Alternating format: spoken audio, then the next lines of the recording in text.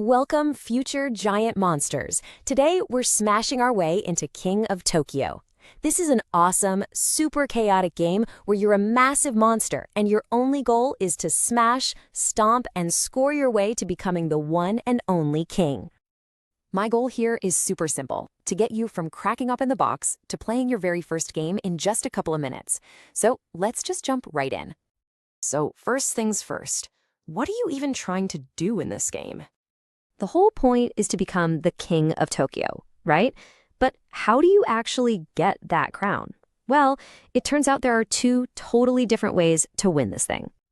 Option 1, you can play it kind of strategic and be the first monster to rack up 20 victory points. Or you can go for the more direct approach and just be the last monster standing.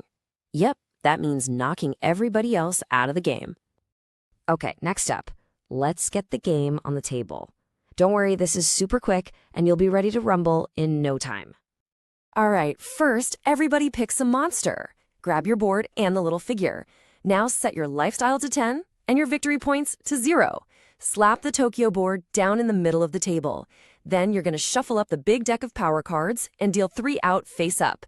Make a pile of all those little green energy cubes, and finally, put the 6 big black dice where everyone can reach them. And just like that, you're ready to play. And now we're at the best part, taking your turn and causing some mayhem. Your turn is broken down into a few really simple steps. Every single turn has these 5 phases. You'll start by rolling the dice. Then you resolve what those dice do, attacking, healing, whatever. If Tokyo is empty, you have to go in. After that, you can buy some cool power cards, and finally, you end your turn. Let's dig into what that really means, starting with those dice. So you start your turn by chucking all 6 dice. Now here's the cool part. You can keep any dice you like and re-roll the rest. You get to do that a second time, giving you a total of 3 rolls to try and get the perfect combo. Once you're happy with your roll, or you're out of re-rolls, you have to resolve whatever you ended up with. So let's take a look at what each of these symbols actually does. The numbers 1, 2, and 3 are all about scoring victory points.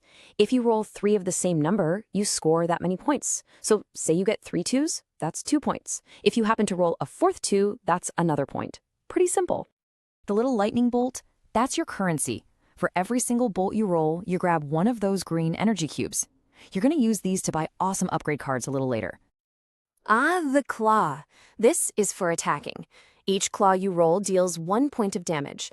Now, who you damage is the interesting part. It all depends on where you are, which brings us to the most important place in the whole game, Tokyo itself. And last but not least, the heart. Each heart lets you heal 1 point of damage. You just move your life dial back up. But, and this is a huge but, you can only heal if you are outside of Tokyo. Okay, this slide is basically the whole game strategy in a nutshell. If you are inside Tokyo, your attacks hit everybody else. But if you're outside, you can only attack the monster who's currently in Tokyo. The big trade-off is this. Being in Tokyo gets you victory points, but you become the only target for everyone else, and, as we said, you can't heal with dice. It is absolutely high risk, high reward. So, after you've done all your dice actions, you get to go shopping with that energy you've been collecting. You can buy any of the 3 face-up power cards, and trust me, these cards can completely change the game with amazing special abilities. If you don't like what's on offer, you can pay 2 energy to wipe the board and get 3 new ones. So you've been smashing, healing, and getting cool powers. How does this all actually end? Remember, path number 1 is being the first monster to hit 20 victory points. The second a player hits that number, the game is over. But there's a tiny catch we'll get to in a sec. You have to actually survive your turn to take home the win.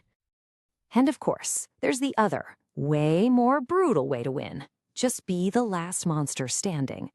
If you manage to knock everyone else's health down to 0, and you're the only one left, you win. You are the undisputed King of Tokyo, no matter how many points you've got.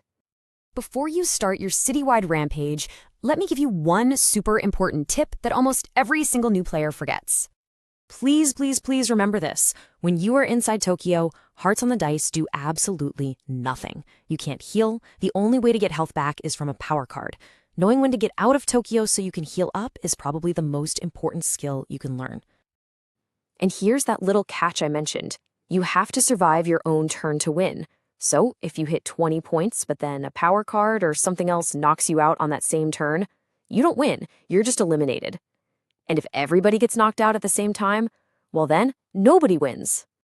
And that is literally it. You now know everything you need to play your first game of King of Tokyo. You're ready to go battle for the city, so good luck and have fun.